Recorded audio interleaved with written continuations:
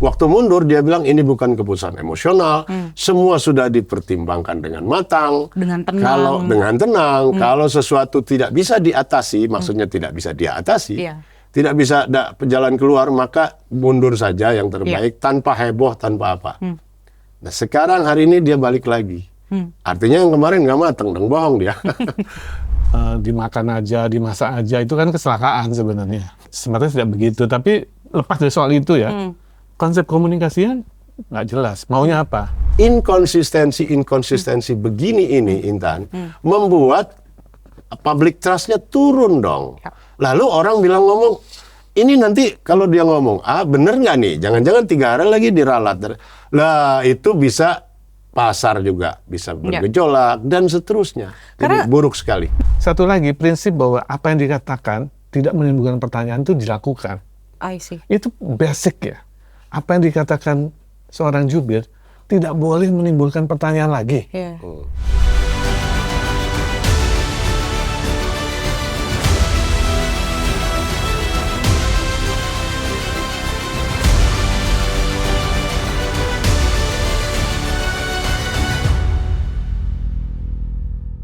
Aduh, ini pressure banget sih sebenarnya malam ini, soalnya harusnya tuh yang di sebelah sini duduk di sini gitu biasanya kan. Kenapa begitu? Saya nonton yang di sini tuh di layar besar gitu.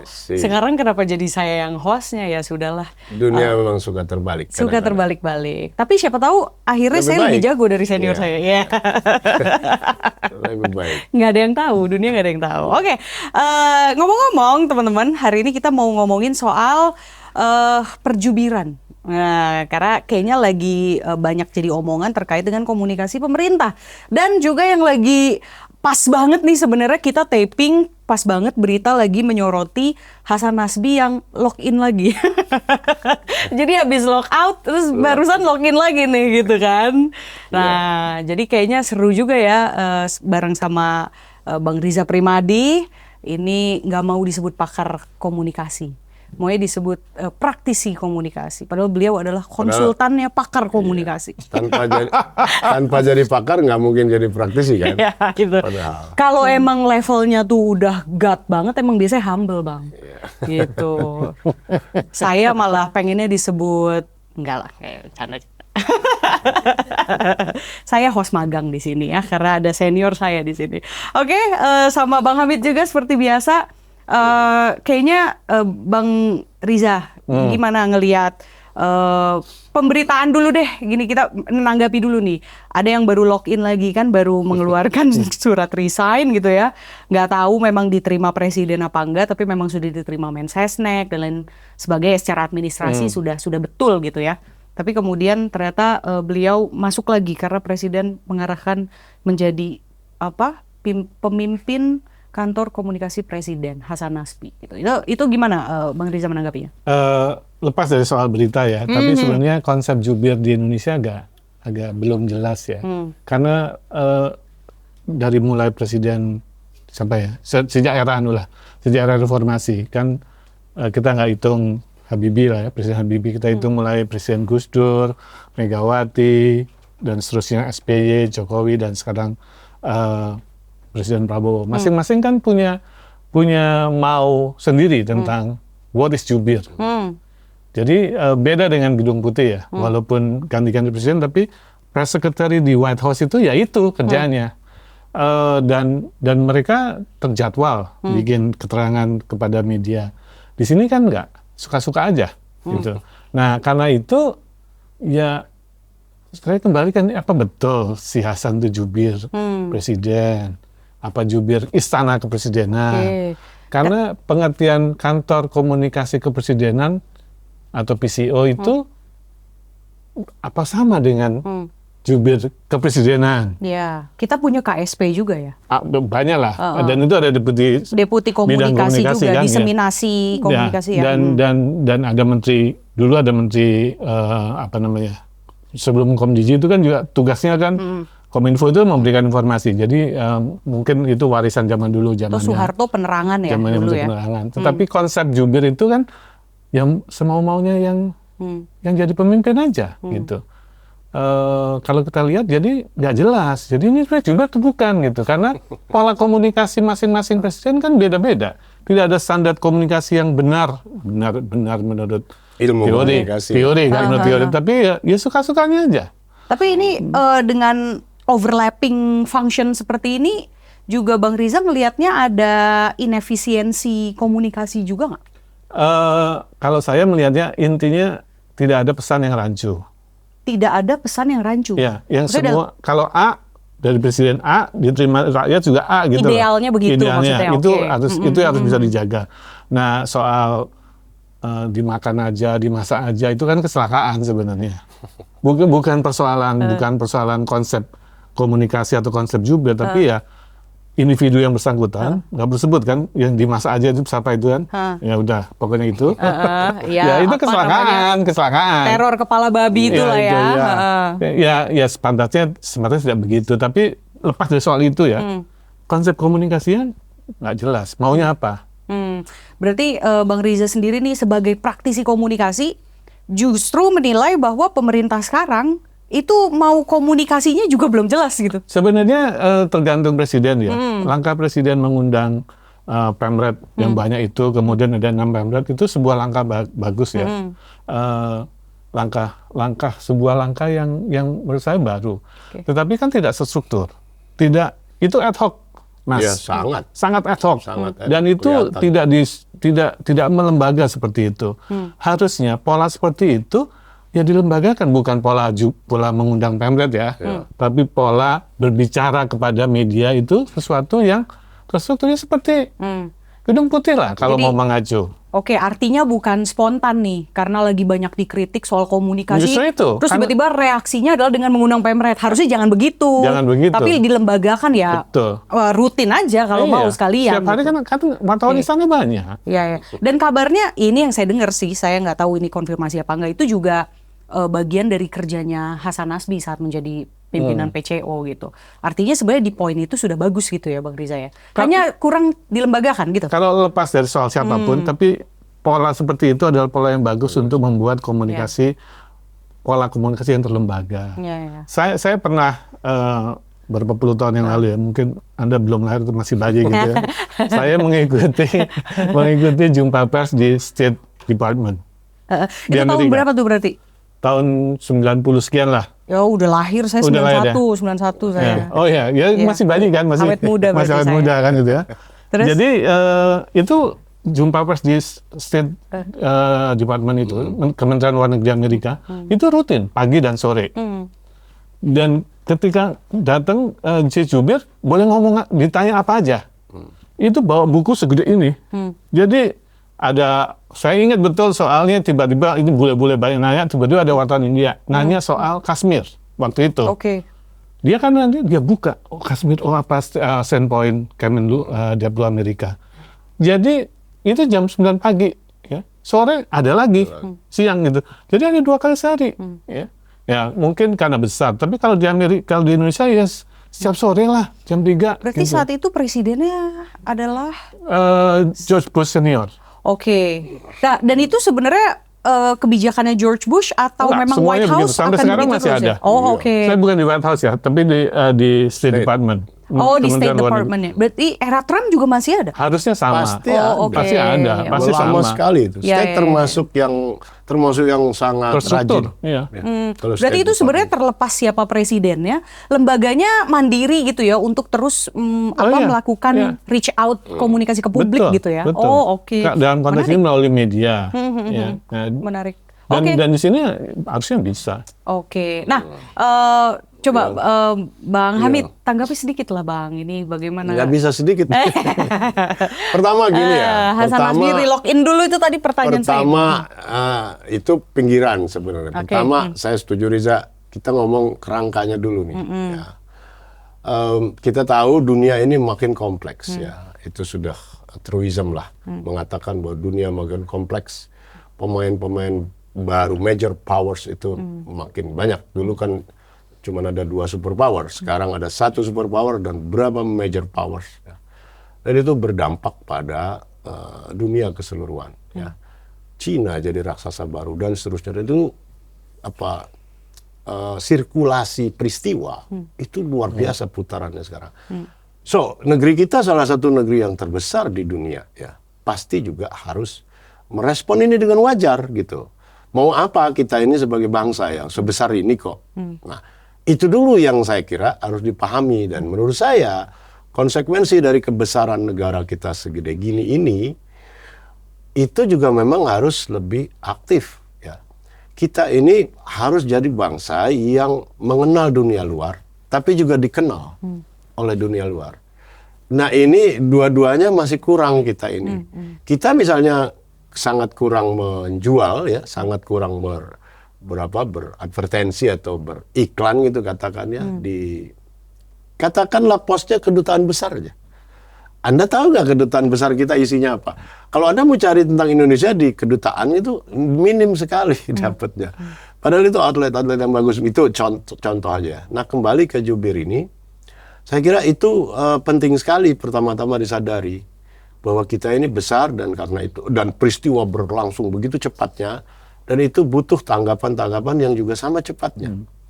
Karena salah nanggapi atau terlambat menanggapi, ya. Ini misalnya dunia market ini, apalagi finance market, ya, Anda tahu sendiri sangat sensitif. Kalau ada misalnya gubernur the Fed, ya, Federal Reserve di Amerika itu Powell. batuk sedikit aja, sekarang Powell, ya. Dulu itu yang paling terkenal Alan Greenspan namanya. Kalau dia berdehem sebentar, itu seluruh dunia turun anunya nilai pasar. Hanya beberapa detik. Ya, karena 24 jam ikuti orang. Nah, jadi saya kira kita juga mesti begitu. Kita misalnya ada banyak masalah, harus sigap dan harus cepat gitu ya nanggapinya. Nah, sekarang kita lihat kenyataannya. Misalnya kan sangat minim kita nanggapi perang Ukraina Rusia aja misalnya kan. Di mana posisi kita kan nggak terlalu jelas gitu. Gaza sekarang ini One misalnya. off aja. Ya. Lihatnya. Gaza ini sekarang hari ini ada berita bahwa Israel itu mau menguasai seluruh Gaza. Jadi betul-betul mau diekspor. Kalaupun nggak diusir seluruh orangnya, minimal dikuasai. Ya. Kata Benjamin Netanyahu dan beberapa menteri yang garis keras Yahudi itu bilang, pokoknya nggak ada batas waktu deh. Pokoknya kita mau kuasain penuh. Nah, misalnya kita sebagai solidaritas kepada Palestina ngomong apa nih? Ada rencana Israel kayak begini nih. Sementara genosidanya kan jalan terus ya. Itu contoh-contoh saja. Nah, jadi memang kompleksitas dunia ini mensyaratkan kejurubicaraan yang lebih canggih lagi. Nah, masalahnya tapi saya setuju sama Riza tadi. Di sini definisinya potret tentang jubir itu aja ternyata masih sangat tergantung selera yang order, dalam hal ini presiden. Kalau presiden seleranya begini, lain lagi. Dan kita sudah saksikan dalam waktu begini singkat, sekian bulan, ada banyak kekonyolan terjadi yang mestinya nggak terjadi tuh. Misalnya, ya kita refer lagi lah, PCO ini stafnya aja 50 orang lebih. Ya, ini satu soal sendiri. Ya kayaknya mereka harus berkantor di luar kan, di luar istana. Menjadi jubir saya kira bukan hanya mau mendengar kata-kata literal dari orang yang dijubiri, tapi dia harus tahu gesturnya, dia harus ngerti between the lines-nya, apa yang tidak dikatakan oleh presiden, dia harus paham juga, karena itu perlu kedekatan fisik juga ya, sehingga dia tahu gesturnya dan sebagainya.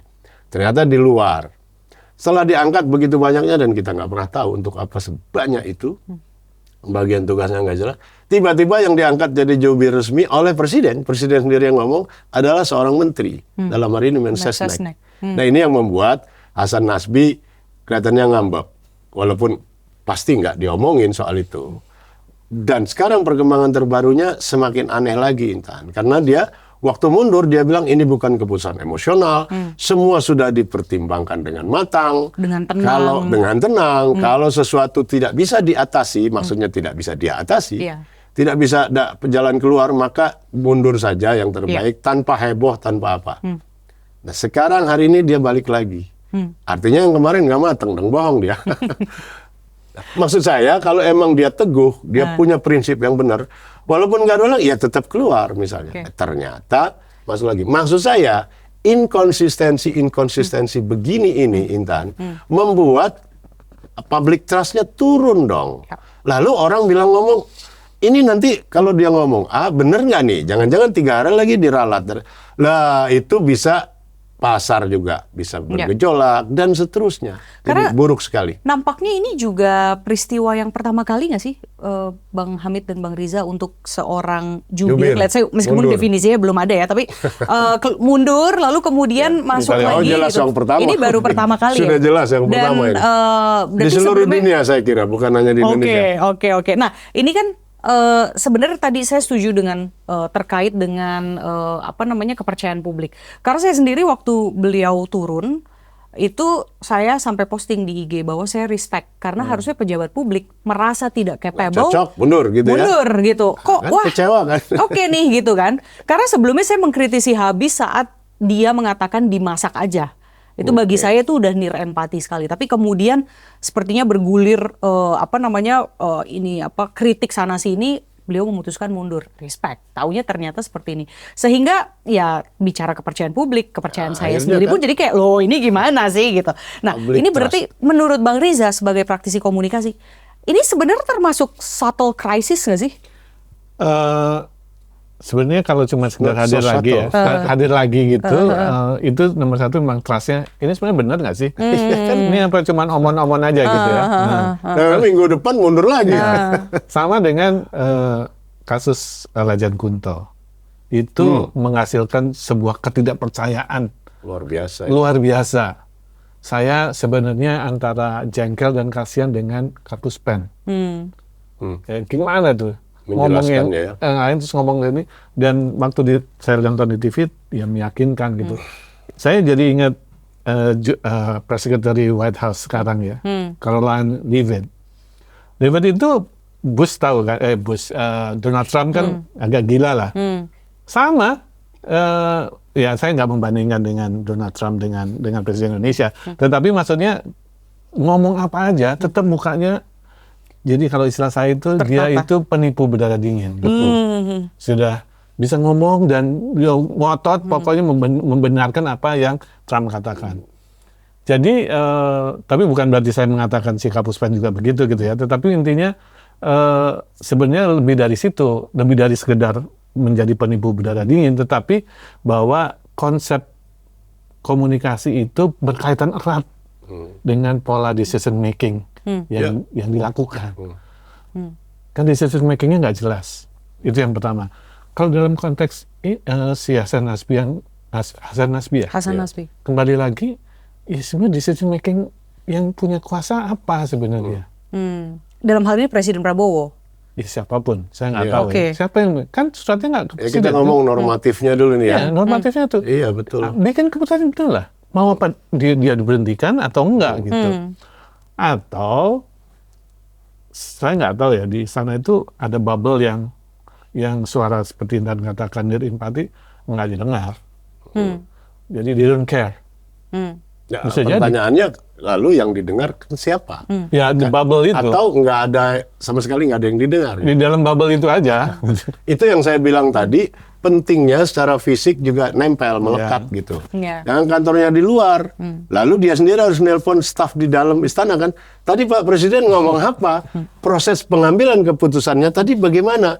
Itu loh, decision making prosesnya dia juga kurang lebih harus paham. Bukan hanya kata-kata literal yang nominal gitu. Gitu maksud saya pentingnya. Itu berarti dari sisi skill jubir itu bukan sekadar merangkai kata. Jelas bukan. Bukan. Tapi memang read between the lines-nya itu yang jauh penting lebih sekali kompleks sebetulnya. dari itu sebenarnya. Saya nggak nakut-nakutin ya. Ini sesuatu yang nggak rumit-rumit juga sebenarnya gitu.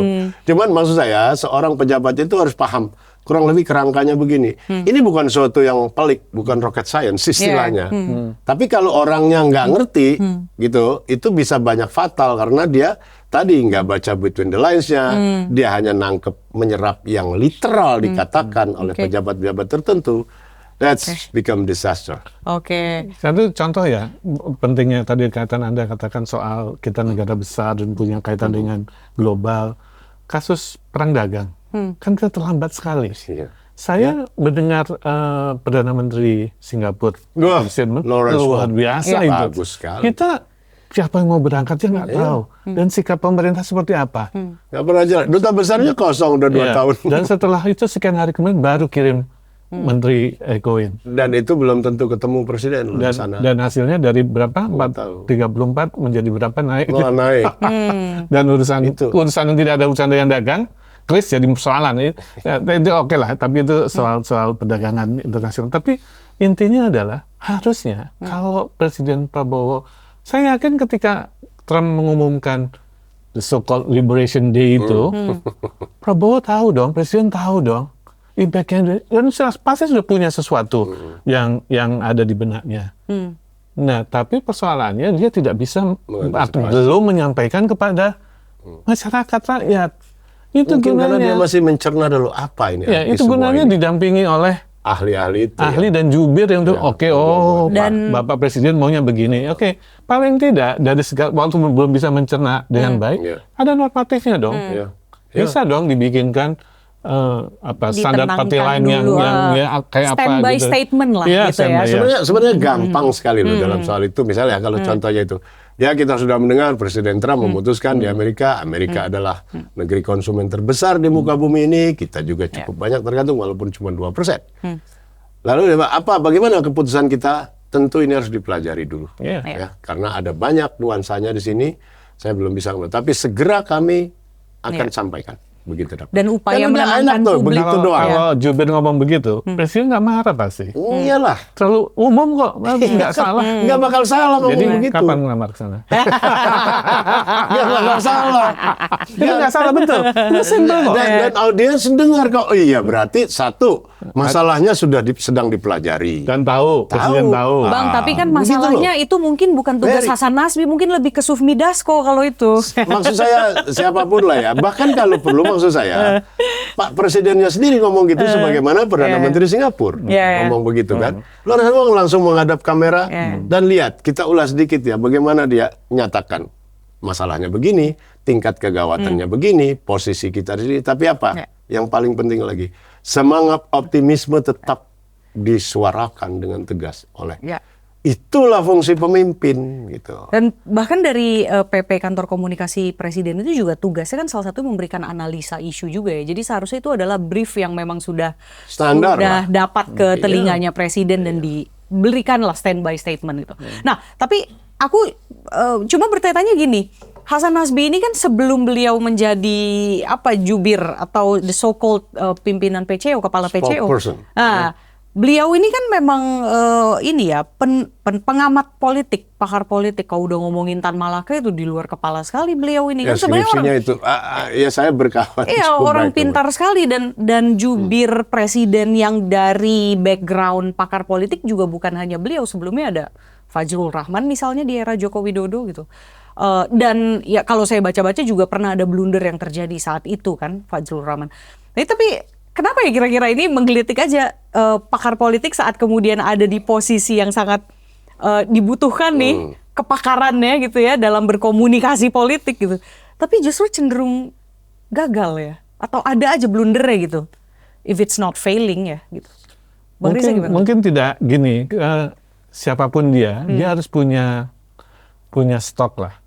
Kalau kasus ini statementnya apa, generik Iya, aja. generik aja biar Dan aman. itu bisa. Gitu loh, Apalagi gampang sekarang itu. ada ChatGPT, ada Gampang sekali tuh. tinggal ngetik. Kalau ini apa statementnya, nggak usah mikir. Kalau dulu mikir. Sekarang gampang banget lah. Dibikin ChatGPT. dibikin aja semuanya.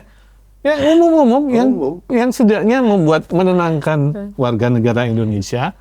Dan tapi tidak membuat marah presiden karena tidak akan bertentangan Nggak bakal. dengan kebijakan apapun yang diambil presiden. Itu. Mungkin jangan-jangan birokrasinya juga menghambat jubir untuk melakukan itu. Mungkin nggak? Mungkin enggak ya, karena ketakutan aja kekurang percayaan diri dalam pemahaman masalah. Ya, lagi-lagi masalah kita memang kompleks. Anda harus banyak baca, banyak dengar. Tapi kembali pakai aja yang generik. Sejak-jejaknya kalau begitu rakyat itu tahu bahwa pemerintahnya yang ngatur dia sekarang nih sedang berpikir keras, sedang menyusun rencana kebijakan yang jelas. Kita belum tahu apa, tapi ada something. Kita tunggu lagi.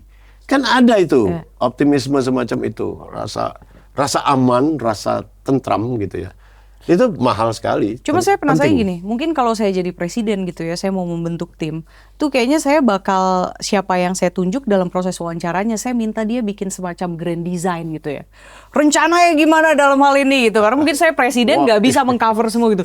Ini menurut Pak Dede nih, terjadi nggak sih kayak gitu? Saya nggak tahu nih birokrasi Itu di dalam gitu. standar itu, nanti saya Penasaran ceritakan lah. Gimana Bang? Gimana? Boleh dong. Gini dulu zaman Pak Harto terutama Iya, ya. gimana? Mungkin sebelumnya agak aut-autan juga. Karena gini, misalnya zaman Bung Karno itu kan satu masih semangat pergerakan. Ada konco-konco lawas, konco seperjuangan, kita bisa mengerti. Lalu ada partai-partai, ya apalagi di zaman the so-called demokrasi liberal, itu zaman Perdana Menteri, parlementer kan kita Belum pernah. 55 ya? Iya, kita pernah tuh sampai 59. Itu Perdana Menteri silih berganti. 3 bulan diganti. Perdana Menteri kita tuh dulu tiap 3 bulan ganti. Dan kadang-kadang yang menjatuhkannya adalah rekan sesama partainya. Orang kayak misalnya Wilopo mungkin ya, dihajar oleh PNI sendiri. Something like that lah. Nah, habis itu di zaman Pak Harto, cara tentara ya, tapi rapi gitu. Yang biasanya disebut background check. Itu melibatkan BIN segala macam tuh. Jadi kurikulum vitae orang itu detil. Lalu misalnya di kurikulum vitae didaftarkan, dia sebut ini itu. Ini dikejar ini Tan. Bener nggak dia pernah kerja di sini gitu? Siapa aja rekan kerja? Terus begitu. Lama juga. Dan itu sebetulnya ditiru oleh hampir semua lembaga negara yang serius. Ya misalnya yang saya tahu itu juga Komisi Yudisial, karena kawan saya yang ketuanya pernah Pak Suparman itu, Pak Parman. dia itu meneliti itu. Dia minta bantuan lembaga-lembaga lain untuk nyelidik atau hakim yang mencurigakan gitu, coba diselidiki dan seterusnya. Nah, itulah lagi-lagi yang sekarang ini kita sangat kurang. Background check itu. Background check itu karena kelihatannya ini karena sopan santun tata krama koalisi. Jadi siapa aja yang dikirim oleh partainya, kalau nggak ada sesuatu yang luar biasa, oke. Ini oke. Kecuali dia pernah bunuh orang dan sebagainya gitu. Selama nggak ada isu besar, oke. Karena kiriman partai. Jadi background check dan sebagainya kan kurang. Kita asumsikan mereka bukan kriminal, fine.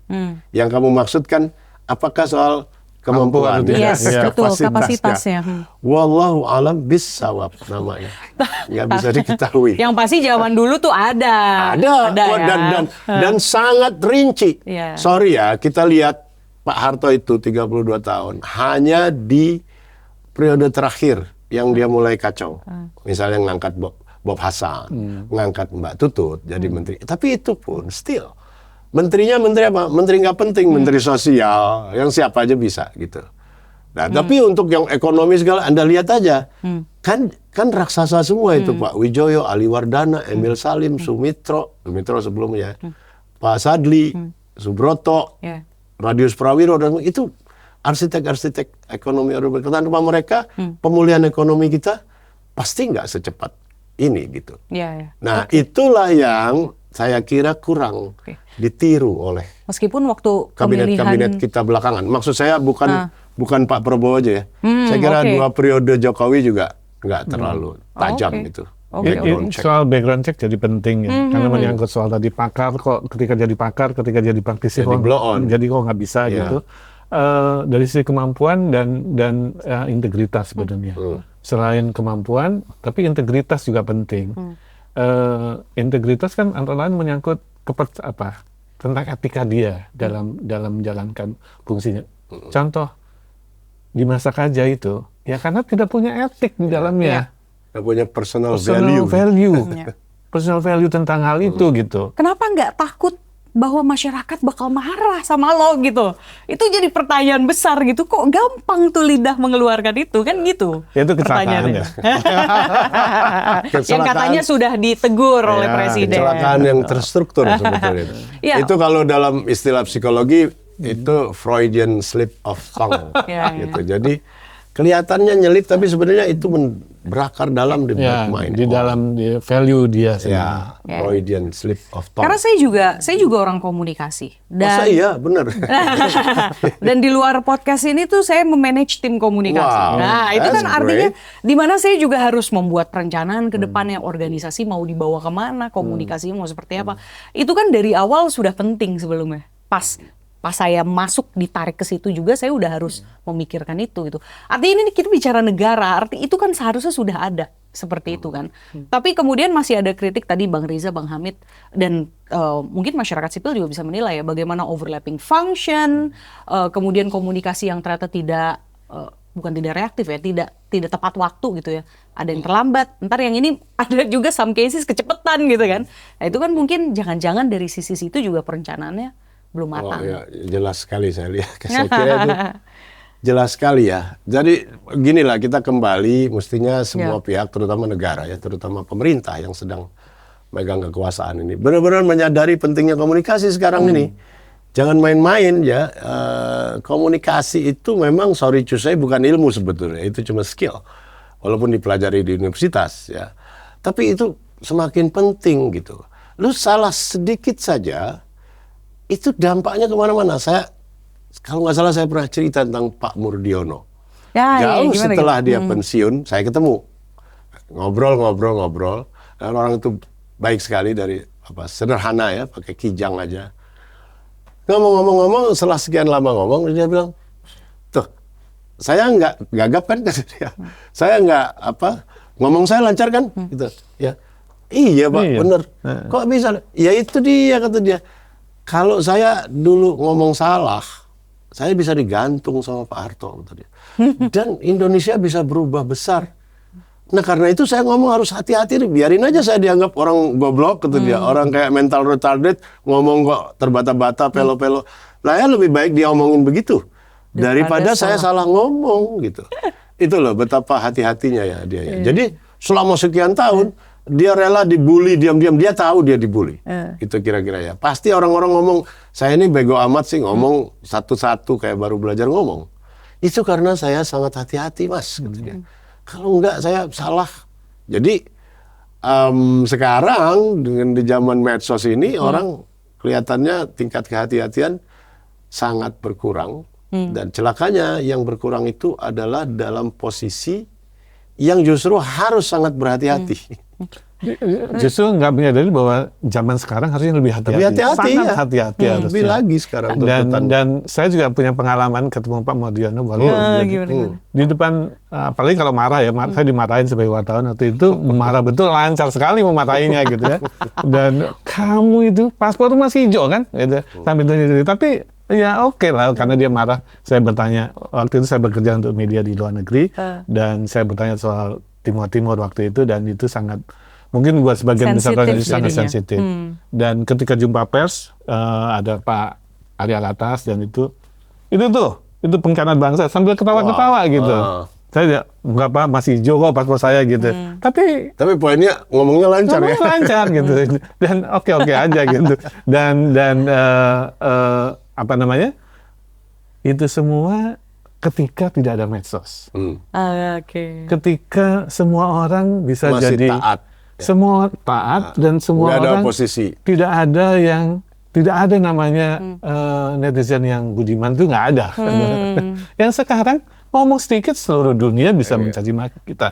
Termasuk kalau ini ada yang salah pasti komentarnya macam-macam. Ya, Dulu nggak tuh apa-apa, kasarnya gini deh ya, Riza mau bilang saya setuju. Kasarnya bilang, itu seandainya Mensesnek atau siapapun yang menjadi juru bicara pemerintah itu ngomong salah aja, nggak akan ada yang berani. Nggak akan berani tentang demo, nggak bakal. Karena semua begitu terkendali di tangan Pak Harto ya. Itu aja dia masih begitu hati-hati. Yeah. That's the point. Apalagi ditambah sekarang ada meme. Saya pernah baca ada jurnal yang mengulas soal the power of meme di politik. Yang bilang bahwa justru meme saking powerfulnya dia tuh membuat politisi atau biasanya kandidat presiden itu sangat hati-hati dalam bicara karena salah-salah jadi meme. Di mana meme itu justru bisa Meme jadi itu, menjatuhkan. Dinarasikan jadi panjang lebar ya. Benar. Gambarnya cuma satu. Benar-benar. Tapi speaking of jubir-jubir, tadi kan jubir terdahulu ya. Coba jubir-jubir kalau dari sisi mungkin Bang Riza, Bang Hamid ada ini nggak? Kontemporer yang paling baru. Yang ini deh, yang bagus nih. Ini bisa dicontoh nih jubir yang ini nih gitu. Ada nggak? Kalau saya sih Julian ya. Julian ya. Julian. Tenang. ya.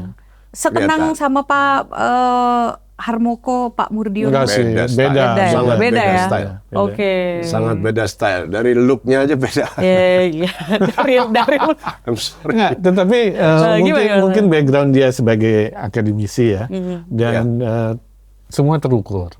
Dan Artikulasi bagus. artikulasi bagus, dan satu lagi prinsip bahwa apa yang dikatakan tidak menimbulkan pertanyaan itu dilakukan. I see. Itu basic ya. Apa yang dikatakan seorang jubir tidak boleh menimbulkan pertanyaan lagi. Iya. Tadi ya semua pesan itu apa tadi Bang Riza sampaikan? Harus sampai. So. Ya, sesuai dengan Tidak ada yang rancu ya tadi Bang. semua bisa menerima. Iya. Oh ya, memang A gitu. Dan tidak menimbulkan pertanyaan. Sesuai lingkupnya ya. Iya. Pertanyaan bahwa Konteks. kenapa kok gitu, kenapa kok itu beda lagi. Bahwa tapi statement dia ya jelas kok. Selesai di situ. Selesai. Ya. Ada memori nggak contohnya mungkin? Wah, udah Bang Riza? lupa ya, Lupa banyak sekali. Tapi dalam benak saya, dalam bayangan saya itu dia bukan ideal, tapi bagus. Oke. Ya. Mungkin kalau dari sisi penampilan apa namanya Lebih keren dari Pak Harmoko. rekan-rekan yang lain lebih talkatif, lebih gayanya. Tapi dia kan tenang, itu memang nggak cukup menarik, tetapi bagus. Dan gitu. good looking lagi beliau. Dan yang penting correct. Ya. Yang penting itu correct, yang utama ya. Oke, berarti ini era Pak SBY ya, Julian ya gitu. Kalau Bang Hamid? Ya, saya kira kurang lebih sama lah ya. Saya rasa Andi Malarangeng cukup baik juga. Oke. Ya, Again Pak SBY. ya looknya oke. Dan iya, tapi ya memang belum ada yang ideal ya. Mungkin karena yang dibilang Reza tadi memang apa namanya belum terstruktur, belum administratif gitu. Menurut saya kalau ini diturutin, maka antara lain konsekuensinya terjadi kaderisasi kan. Iya kan, kalau ininya terinstitusi baik kan ada itu calon-calon baru yang memang sengaja diarahkan ke sana. Mungkin yang diperlukan 1-2 orang, tapi kan bisa di kader 10 orang gitu. Nanti mana yang paling baik. Tapi kalau nggak ada institusionalisasi kayak gini, memang nggak mungkin terjadi itu. Dia bisa menyimpulkan kenapa kok zaman SBY bagus, karena SBY kan berorientasi kepada West Wing. Amerika banget. Kepada West Wing, White House. Amerika banget. Dan sekolah di Amerika juga. Jadi membuat ada yang dijadikan benchmark gitu. Iya. Dan beliau secara personal Pak SBY juga memang komunikasi bagus juga kalau saya melihatnya. Iya. Dia sendiri baik lah ya. Lepas dari soal agak drama queen gitu Ya, Saya ditambah, ya. lepas dari soal itu Lepas ya. dari itu. Tapi Iya. in whole bagus lah. Iya, Secara iya. general bagus. Dia prihatin dan sebagainya itu. Itu ya. Iya. Soal gaya lah. Secara Gaya. personal itu empatinya dapet lah beliau. Nah, itu sehingga nurun nih kayaknya. Dalam pemilihan jubir-jubirnya kayaknya cocok Ya. tuh jadi. Saya tuh melihat kan, saya tuh melihat ujian disertasi dia di IPB. Betul nggak? Saya diundang juga. Dia nih adalah Pak SBY. oke. Itu ada 12 panel, 3 dari luar negeri, termasuk Anne Booth. Anne Booth ini raksasa sejarah ekonomi Indonesia dari Inggris.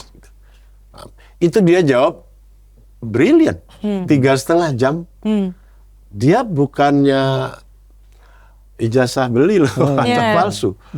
Saya lihat sendiri soalnya Bukan waktu itu. abal-abal ya. Bukan. Kalau ijazah dia disorot pakai ini, pakai telematika segala macam, saya kira tetap dia valid. 3,5 jam dia ladenin itu pertanyaan-pertanyaan ekonomik yang teoretik dan praktis juga. 3,5 jam. Jadi artinya itu ujian beneran, bukan main-main di IPB. So, saya cuma mengkonfirmasi itu aja. Memang Pak SBY, saya rasa punya kapasitas itu. Karena itu dia juga menginginkan yang baik ya untuk menjuru bicarai dia gitu. Wajar lah menurut saya ya. Oke, Bang Riza, what's ahead nih untuk komunikasi pemerintah dan perjubiran ini yang saat ini tuh ya presiden juga membentuk dengan ekspektasi ya gitu. Dan kemudian masyarakat juga punya ekspektasi terhadap pemerintahan sekarang nih. Jadi what's next seharusnya jadi seperti apa? Nomor satu, ya harus di gini deh. Nggak perlu ngada-ada. Lihat aja contoh yang bagus mana. Ambil aja. Tinggal diadopsi dan diadaptasi dengan lingkungan Indonesia. Seperti zaman Pak SBY, dia melihat Amerika, ya udah.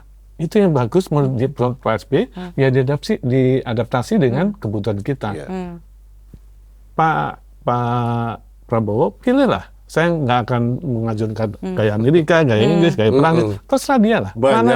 Mana yang bagus, sudah. Aku mau seperti ini. Kalian ikut ya. Just do it. Ini, udah. Tinggal omong-omong aja kok. Tinggal perintah kan. Ya, tinggal kerjakan bukan dia juga. Tapi saya mau modelnya. Model seperti ini. Kayak model Cina, beda lagi. Apalagi model Kemlu Cina. Wah, itu bagus sekali untuk ukuran Cina. Tapi apakah betul untuk ukuran Indonesia? Dia kan negara otoriter ya, bagaimanapun. Berandai-andai siapa Bang Hamid? Makanya gini, kembali saya mau lanjutin. Makanya saya bilang dari tadi, ini bukan sesuatu yang rumit. Ini it's not rocket science ya.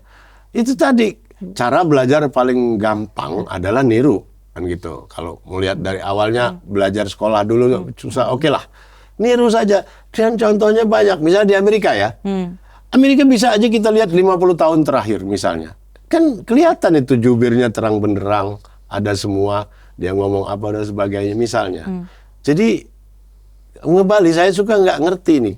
Kan kemarin itu ada juga berita bahwa Hasan sebelum mundur itu kan dia mau ngirim sekian orang gitu mau studi tentang perjubiran gitu kan di luar negeri di mana gitu. Saya juga mikir ngapain ya ke sana segala zaman gini hari gitu. Kan bisa dilihat aja di buku-bukunya banyak kok. Bukunya banyak sekali. Bukunya banyak sekali. Yang ngasih kursus banyak sekali. Kursus di masterclass itu aja jago-jago komunikasi.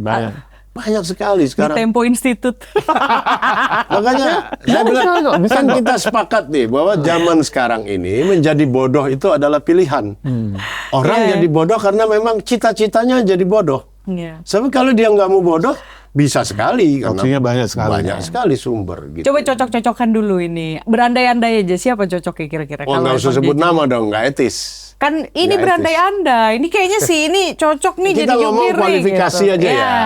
Ngomong kualifikasi, ya, udah boleh ngomong kualifikasi normatif. Dulu. Ya itu tadi. Ya kan kualifikasi udah iya bener makanya. Kalau nunjuk pinpointing orang ya, enggak. Well, siapa kita juga kan gitu. Ya. Kan belum sebagai tentu, masyarakat sipil belum tentu presiden mau juga iya. mendengarkan kita. Masyarakat sipil kan juga punya imajinasi. Ntar kalau usul kita ditolak, kita tersinggung lagi ya nggak? Jadi lebih baik nggak usah. Ya, tapi sekali lagi kualifikasi. Kualifikasi dulu yang. Itu aja. Iya. Pendidikan apapun. Iya. Oke. Nggak perlu dokter komunikasi. Nah itu kita lihat kemarin Johan Budi anak teknik, ya, kan? Era Jokowi ya. Iya, Fajrul Rahman juga lulusan ITB, ya, bukannya pakar komunikasi. Iya. Gitu. Oke, kalau gitu ini sepertinya perjubiran ini kita bungkus saja. Ya mudah-mudahan PCO 2.0 ini bisa kan udah ditulis tuh, kita akan lebih baik lagi. Ya, udah diposting oleh PCO, akun PCO RI gitu. Oh, walaupun saya mohon maaf, saya sangat meragukan itu. Mudah-mudahan keraguan saya salah. Ya. Kalau saya perlu bukti aja gitu, karena dari kemarin nih komunikasi yang dirempatinya cukup banyak. Kalau saya ragu apa? Yang kemarin itu apa problemnya?